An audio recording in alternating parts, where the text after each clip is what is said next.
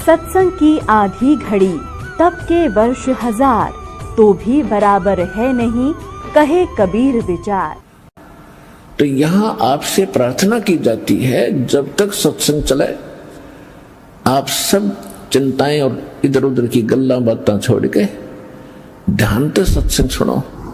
परमपिता परमात्मा पूर्ण ब्रह्म सर्व सृष्टि रचनहार कबीर परमेश्वर जी की असीम रजा से आप सभी पुण्यात्माएं परमात्मा की महिमा सुनने के लिए उपस्थित हुए। परमेश्वर की कृपा से ये सब आपके ऊपर रहम हुआ है। आपको ऐसे समय में मानव शरीर प्राप्त हुआ है, स्त्री या पुरुष का, और पिछले संस्कार से ही आपके अंदर परमात्मा पाने की प्रेरणा प्रबल रही है। बचपन से ही आप कोई ना कोई साधना कर ही रहे थे। तो जो साधना कर रहे थे हम उसको सही मानकर ही कर रहे थे। जब तक हमें ओरिजिनल और डुप्लीकेट का ज्ञान नहीं होता तब तक हम डुप्लीकेट नोट को भी छुपा कर सीने से लगा कर रखते हैं। और जिस समय हमें कोई ज्ञान करा देता है नकली और असली दोनों साथ साथ रख के, तो फिर हम दुख तो बहुत होता है कि मैं ठगा गया और नकली नोट लिए फिर रहा था, लेकिन उसका अब कोई यूज नहीं, उसको फेंकना ही पड़ता है। तो पुण्यात्माओं, जो साधनाएं हम कर रहे थे वो शास्त्र विधि त्याग करके मनमाना आचरण था। श्रीमद् भगवत गीता अध्याय नंबर 16 के श्लोक 23 और 24 में स्पष्ट किया है हमारे सदग्रंथों में परमात्मा ने कि शास्त्र विधि को त्याग कर जो मनमाना आचरण करते हैं, मनमानी पूजाएं करते हैं, मनमाने मंत्र जाप करते हैं, उनको न तो कोई सुख होता है, न उनकी कोई सिद्धि प्राप्त होती है, न ही उनकी परम गति होती है। और हम परमात्मा की साधना भक्ति इन 3 कामों के लिए ही करते हैं। हमें या सुख हो, हमें ऐसी ताकत मिले, सिद्धि मिले जिससे हम अपने लोक जा सकें और परम गति हो। इसलिए गीता अध्याय नंबर 16 के श्लोक नंबर 24 में तुरंत कहा कि अर्जुन, कर्तव्य और अकर्तव्य की व्यवस्था में कौन सी साधना करनी चाहिए, कौन सी ना करनी चाहिए, इसके लिए सदग्रंथों को ही प्रमाण मानना, किसी की दंत कथा पर विश्वास मत करना। तो पुण्यात्माओं, परमात्मा स्वयं आते हैं यथार्थ ज्ञान देने के लिए, क्योंकि जो सदग्रंथ हैं वो गॉड गिवन है। कौन से सदग्रंथ? पवित्र सूक्ष्म वेद जो भगवान स्वयं आकर बोलते हैं, और पवित्र 4 वेद सूक्ष्म वेद के अंदर वो तो कंप्लीट इन ऑल रिस्पेक्ट है, ऑल इन वन है, जिसमें 4 वेदों वाला भी ज्ञान है, श्रीमद् भगवत गीता का भी ज्ञान है, और जिसके अंदर इन पुराणों का भी निष्कर्ष है कि ब्रह्मा विष्णु महेश की क्या स्थिति है, ये अजर अमर हैं या नहीं है, इनकी जन्म मृत्यु होती है या नहीं है, इनके माता पिता हैं या नहीं है। तो ये भी सूक्ष्म वेद के अंदर, यानी सभी ग्रंथों का वो तो सार है, उसके अंदर सब ग्रंथ है। फिर भी हम एक विशेष प्रचलन हमारे पास रहा है, विशेषकर पवित्र 4 वेदों का, पवित्र श्रीमद् भगवत गीता का, पवित्र पुराणों का। तो इनमें जो पवित्र 4 वेद और पवित्र श्रीमद् भगवत गीता है, ये गॉड गिवन स्पिरिचुअल नॉलेज है, और परमात्मा के दिए ज्ञान को परमात्मा ही समझ सकता है या समझा सकता है। तो स्वयं परमात्मा आते हैं तभी यथार्थ ज्ञान कराते हैं। उस परमेश्वर ने यहाँ के इन वेदों से कोई लेना देना नहीं होता, ना इस गीता से, ना उन पुराणों से, क्योंकि उस परमात्मा का ही दिया हो वो ज्ञान है, और इसलिए वो अपना सारा ज्ञान हमारे लिए स्वयं आकर के पुनः बताते हैं। और इन वेदों को और गीता को हम एक बहुत ही अच्छे, ऑथेंटिक सत्य ज्ञान युक्त मानते रहे हैं हम हिंदू धर्म के सभी पुण्यात्माएं। तो इन वेदों और गीता को समझना कोई जीव के बस की बात नहीं। ये तो परमात्मा बुद्धि देता है अपने कृपा पात्र को, तब ये वेद और गीता समझ में आती है। आज तक ये वेद और गीता न तो श्री ब्रह्मा का, न विष्णु जी का, न शिव जी का, किसी का समझ में नहीं आई। और न ही इन ऋषि महर्षियों को, even writer of the Vedas and Gita and Puranas Shri Ved Vyas ji, ये भी इन सदग्रंथों से अपरिचित थे, इनके ज्ञान से अपरिचित थे। अब ये बात अगर 100 साल पहले कोई कहता, 200 वर्ष पहले कोई कहता तो बहुत बुरी लगती और ना जाने कितना विरोध होता। यही बातें परमात्मा ने 600 वर्ष पहले कहा था। परमात्मा के साथ कितना संघर्ष और विरोध हुआ था, और उसी ने दास को ज्ञान दिया, और दास ने ये आज से 20 वर्ष पहले कहना शुरू किया था। और दास के साथ कितना संघर्ष हुआ ये सर्वविदित है। 21 महीने जेल भी झूठे केस में दास ने रहना पड़ा। साथ में आपके भाई बहन जो हमारे साथ संघर्ष कर रहे थे, आपके भाई पहले से लगे थे, इस ज्ञान से परिचित थे, उन्होंने भी बहुत संघर्ष किया है इस ज्ञान को आप तक पहुंचाने के लिए। तो कहने का भाव ये है, ये ज्ञान पहले बोला जाता तो नहीं स्वीकार्य था। परमात्मा ने साथ साथ हमें ऐसे औजार दे दिए, इंस्ट्रूमेंट दे दिए, ऐसे उपकरण दे दिए कि हाथों हाथ सच्चाई आप तक पहुंच गई। सबसे पहले आपको शिक्षित किया। सन 1960-65 के बाद इस शिक्षा की ऐसी बाढ़ ला दी परमात्मा ने, सबके हृदय में ऐसी प्रेरणा कर दी कि अपने बेटे और बेटियों को पढ़ाना ही पढ़ाना है। ये तो हमें पता है कि शिक्षा के बाद कितनों को सर्विस मिली है जिस उद्देश्य से पढ़ा करते थे, लेकिन अब दास की आंखें परमात्मा ने जो खोल दी, पता चला है कि मालिक ने इसलिए पढ़ा था कि मेरे बेटा बेटी मुझे पहचान सकेंगे। आज तक यही अंधेरा रहा कि हम भगवान को पहचान नहीं सके, सदग्रंथों को हम समझ नहीं सके। जिनको हम विद्वान मानते थे वो संस्कृत भाषा तो जानते थे, व्याकरण भी बढ़िया थी, लेकिन वेद गीता और पुराणों का वो कै नहीं जानते थे। तो पुण्यात्माओं, सौभाग्य आपका, ये सारा खेल भगवान कर रहे, कबीर भगवान आपके लिए। हमारी बुद्धि तो बाद में काम करेगी कि परमात्मा ने ये लीला क्यों की थी।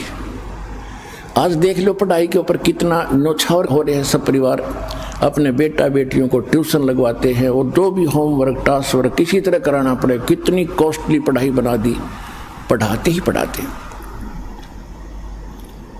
और ये हमें मालूम है कि 10% ही पढ़ाई का जिस उद्देश्य से पढ़ रहे हैं वो लाभ उठाते, 90% अपना दैनिक कार्य ही कर रहे हैं।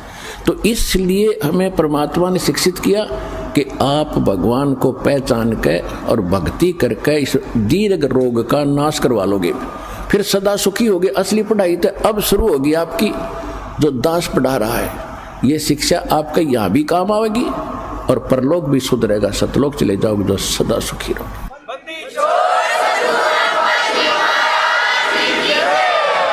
तो प्रसंग चल रहा है कि वो परमात्मा स्वयं आकर ही वो ज्ञान देते हैं, वो विधान बताते हैं। नहीं तो इन वेद और गीता को 5500 वर्ष हो चुके हैं, 5500 वर्ष हो चुके हैं इन वेदों और गीता को लिखे हुओं को, कागज पर उतारे हुओं को। और इनको याद करके कोई चतुर्वेदी प्रसिद्ध हुआ। 4 वेदों को कंठस्थ याद करना कोई बालकों का खेल नहीं है, वो भी कर लिया। उन्होंने सोचा था कि शायद वेदों के पढ़ने से मोक्ष हो जाएगा, मोक्ष नहीं हुआ। विद्वान बन गए, वह अज्ञानी बन गए, अभिमानी बन गए। किसी ने 3 वेदों को कंठस्थ किया, वो त्रिवेदी कहलाए। किसी ब्राह्मण ने 2 वेदों को कंठस्थ कर लिया, याद परंपरा थी उनकी, सभी करते थे याद ऐसे, तो द्विवेदी कहलाई। लेकिन मोक्ष नहीं था। क्यों? क्योंकि गुरु बिन काहुन पाया ज्ञाना, जो थोथा बुस छड़े मूड किसाना। गुरु बिन वेद पढ़े जो प्राणी, समझे न सार रहे अज्ञानी। अब जितने भी ऋषि महर्षि थे, इवन ब्रह्मा विष्णु महेश तक भी इन वेदों से अपरिचित थे, ये अज्ञानी थे, इनको ज्ञान भक्ति का नहीं था। अपने जॉब में, अपने सिलेबस में चाहे कोई कितना विद्वान हो, जैसे कोई संस्कृत पढ़ता है और संस्कृत में वो कितना विद्वान हो बना रहे, कोई इंग्लिश पढ़ता है, इंग्लिश में कितना विद्वान हो बना रहे, लेकिन अध्यात्म ज्ञान के अंदर वो जीरो है, -0 है। तो ज्ञान अध्यात्म भगवान बताते हैं, भगवान स्वयं आते हैं, अपना ज्ञान आप कराते हैं। वेद प्रमाणित करते हैं कि अपने द्वारा रची हुई सृष्टि को परमात्मा स्वयं आकर ही ठीक ठीक बताते हैं। जिन सदग्रंथों को हम यथार्थ ज्ञान युक्त मानते हैं, पवित्र चारों वेद, पवित्र श्रीमद् भगवत गीता, ये तो है गॉड गिवन स्पिरिचुअल नॉलेज।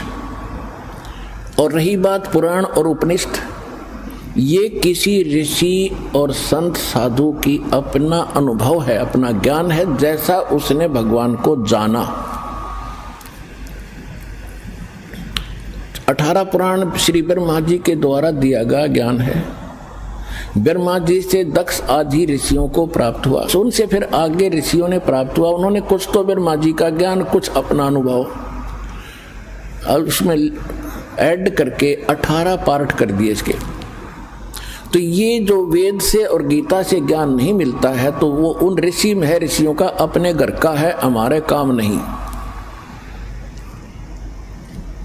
और वेद और गीता में जो ज्ञान है, यदि वो सूक्ष्म वेद में मिलता है, जैसे श्रीमद् भगवत गीता में कुछ इस काल भगवान ने, ब्रह्म ने कुछ थोड़ी सी गड़बड़ी कर रखी है, जिसमें इसने युद्ध कराने के लिए बकवाद करी है।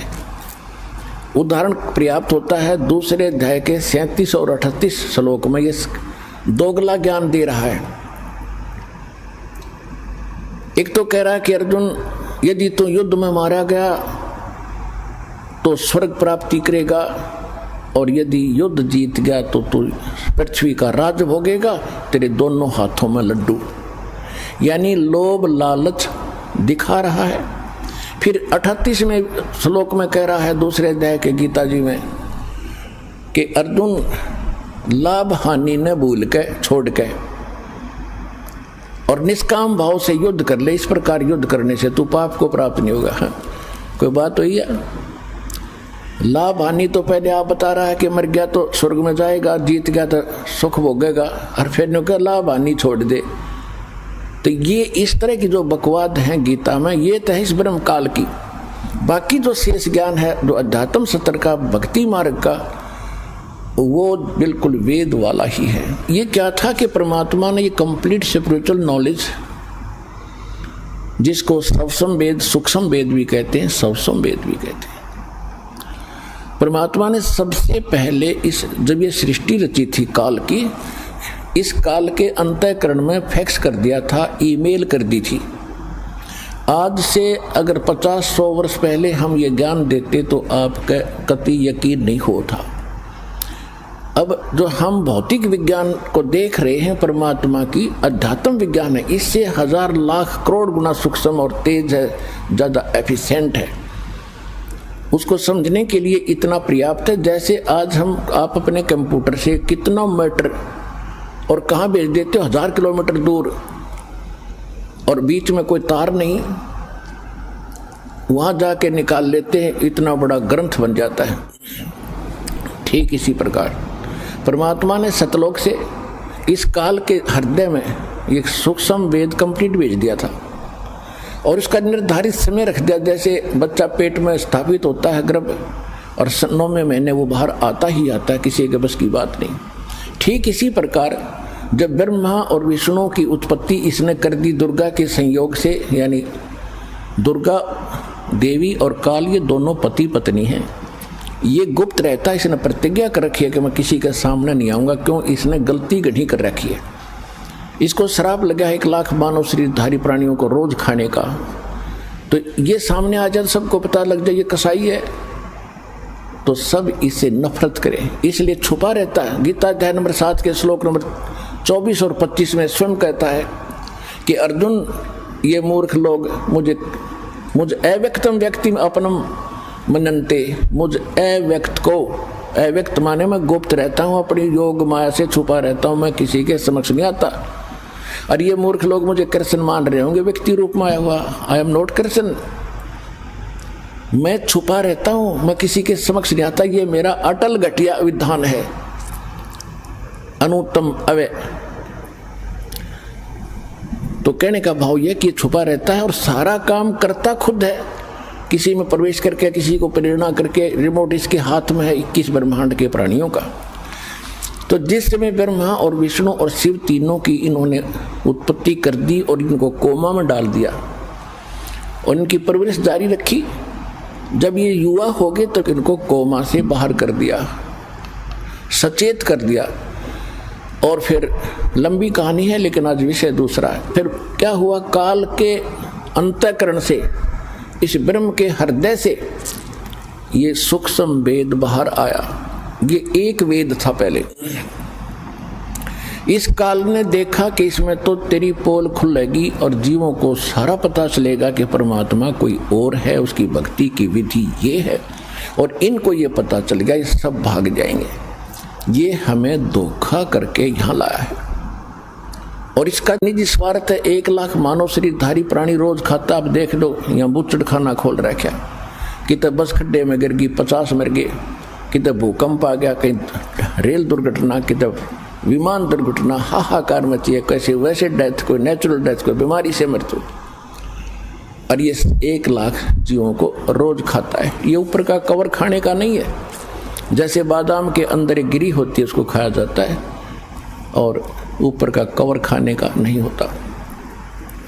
तो कहने का तात्पर्य यह है कि इसने फिर देखा कि अब बात बिगड़ जाएगी और तेरा तो यो खेती उजड़ जाएगी। इसने खेती बना रखी है हमारे को। जैसे कसाई बकरे बकरी नर और मादा दोनों छोड़ देता है, वो संतान उत्पत्ति करते हैं और बड़े खुश होते हैं उनको देख करके। और कोई एक दूसरा बकरा बकरी किसी के बच्चे को कोई सींग मार देता है तो भिड़ मरते हैं, तूने मेरे बच्चे को कैसे मार दिया। और श्याम नव काल सब ने काट ले जाता है, बच्चे को, बेटे को, माँ को भी। तो हम सब 21 ब्रह्मांड में, इंक्लूडिंग ब्रह्मा विष्णु महेश, हम काल के इस कसाई के बाड़े में रह रहे हैं। परमात्मा ने आके ज्ञान दिया, बच्चों कुछ आंख खोलो, असंग जन्म हो गया, आपने इस कसाई के इस जेल के अंदर दुख पाता। अब ये गोल्डन चांस है, जब निकला जाते इस ज्ञान में ग्रहण करो, हृदय में जचाओ और इस गंदे लोग से मन हटाओ, हटेगा इस ज्ञान से। तो इसने क्या किया? तो जो विशेष रहस्य और मूल ज्ञान था इसने नष्ट कर दिया। इसने छांट छूट के 4 वेद रख लिए ताकि इनको ये मिसगाइड भी रहें। कंप्लीट ज्ञान नहीं है चारों वेदों में, केवल ओम का नाम है, ओम ब्रह्म तक की साधना है। और वेदों में ये भी लिखा कि परमात्मा कोई और है, वो तो गुप्त रहता है, मैं ब्रह्म हूँ, मैं वहाँ दिव्य आकाश रूपी ब्रह्म लोक में रहता हूँ। मेरा ओम नाम है, वो परमात्मा गुप्त है, उसके पाने का 3 मंत्र का जाप है। अब इसने ये तो हिंट तो कर दिया, लेकिन वो नाम नहीं पता, वो खत्म कर दिए। इसको खुद नहीं मालूम क्योंकि उसने जल्दी जल्दी में नष्ट कर दिए। तो उसकी पूर्ति के लिए परमात्मा स्वयं आते हैं। जैसे ऋग्वेद मंडल नंबर 9 सूक्त 1 मंत्र 8 और 9 में, ऋग्वेद मंडल नंबर 9 सूक्त 67 मंत्र 26 में ये स्पष्ट किया है कि वो परमात्मा 3 प्रकार से हमारे केयर टेक करता है, 3 प्रकार के शरीरों से, 3 सतिथि से। एक सतिथि है परमात्मा सत्यलोक में रहते हैं, एक सिंहासन के ऊपर यानी तकत कहते हैं, जैसे दिल्ली के तकत पर, जैसे हम पढ़ा करते इतिहास दिल्ली के तख्त पर अकबर बादशाह का शासन था। तख्त माने सिंहासन, राजगद्दी।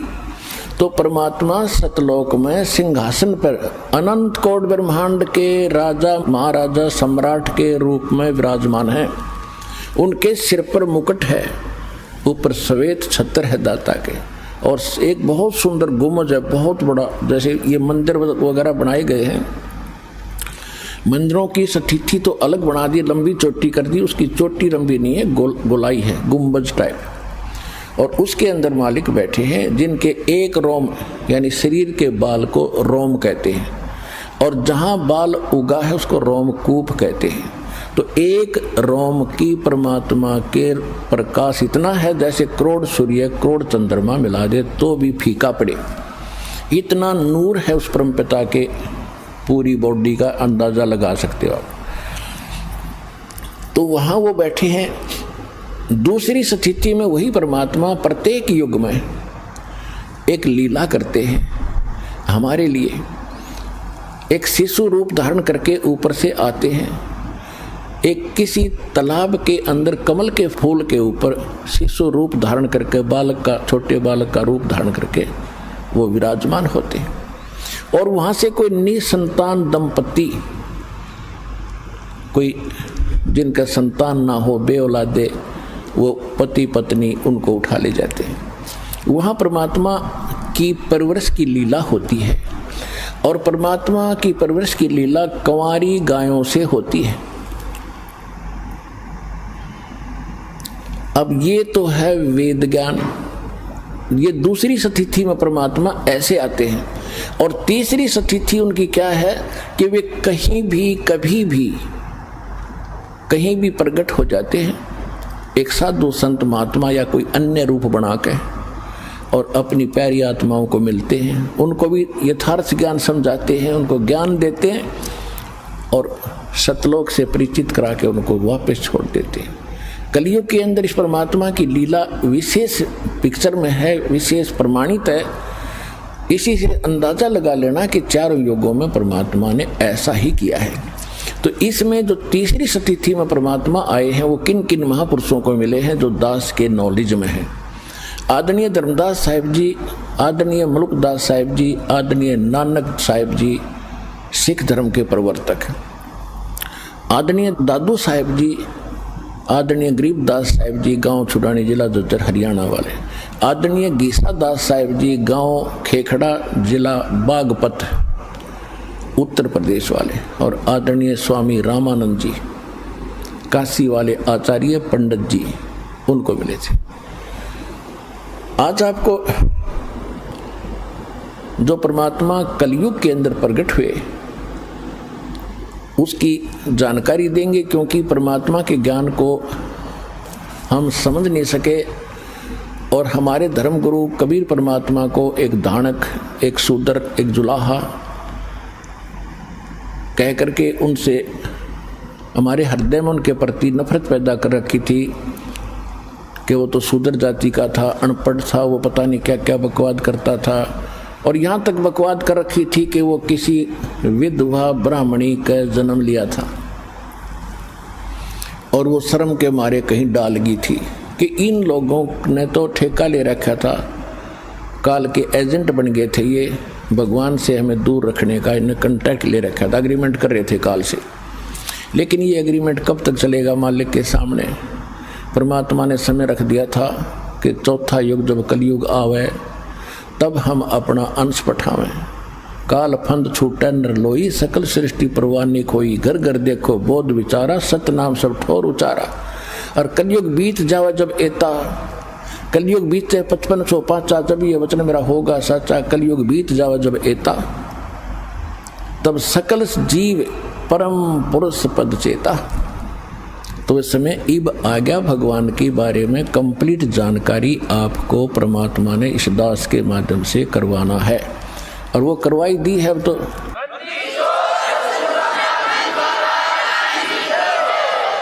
क्योंकि परमात्मा परमात्मा ही होता है, उनका कोई भी काम इनकम्प्लीट नहीं होता, उसमें कोई त्रुटि नहीं होती, कोई मीन मेख नहीं होती। तो परमेश्वर ने स्वयं आए और अपने प्यारी आत्माओं को अपना विटनेस बनाया, गवाह बनाया, साक्षी बनाया। जिन महापुरुषों के शुभ नाम दास ने अभी आपको बताए, इनको परमात्मा ने साक्षी बनाया। इनमें से विशेष रोल जो रहा है एक धर्मदास जी का, और दूसरा रहा है विशेष रोल आदरणीय गरीबदास साहिब जी का, क्योंकि इन दो महात्माओं को परमात्मा ने विशेष ज्ञान दिया है। ज्ञान तो और भी महापुरुषों को दिया, क्योंकि भगवान से परिचित करा दिए, लेकिन उनकी जो वाणी थी वो कंप्लीट हमारे हाथ लगी नहीं। और धर्मदास जी के द्वारा जो कबीर सागर, कबीर वाणी, कबीर बीजक, कबीर साखी, कबीर शब्दावली जो भी लिखवाई थी, बीच में लंबा समय बीत जाने से काल के दूतों ने अपने अपने हिसाब से अपनी बुद्धि अनुसार उनमें कुछ परिवर्तन कर दिया, कुछ निकाल दी। कबीर सागर में या कबीर साहिब की वर्तमान चल रही किसी भी लिटरेचर में जो आरती हम करते हैं कबीर परमात्मा की, श्याम आप देखते हो, वो किसी में नहीं मिलेगी आपको। इसे और ये है कबीर साहिब की, तो ये उनमें नहीं है, तो ये निकाल दी गई उनके द्वारा। तो उसकी पूर्ति करने के लिए परमात्मा ने धर्मदास जी से कहा था कि बर्मा पंथ जब होगा 1774 में उसका जन्म होगा, विक्रमी संवत 1774 में, सन 1717 में, और उसके द्वारा मेरी महिमा की वाणी पुनः प्रकट होगी।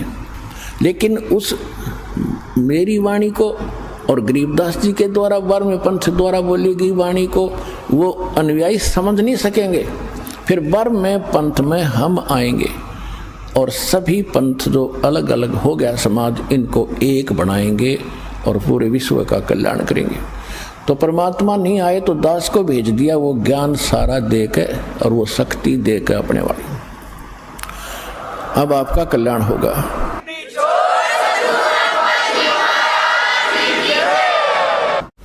भाई जो गुरु बचन पे डट गे रकट गे फंद 84 के, कट गे फंद 84 के, रकट गे फंद 84 के। भाई जो गुरु बचन पे डट गे रकट गे फंद 84 के। वस्तु मिली ठोर की ठोर, मिट गई मन पापी की दौड़।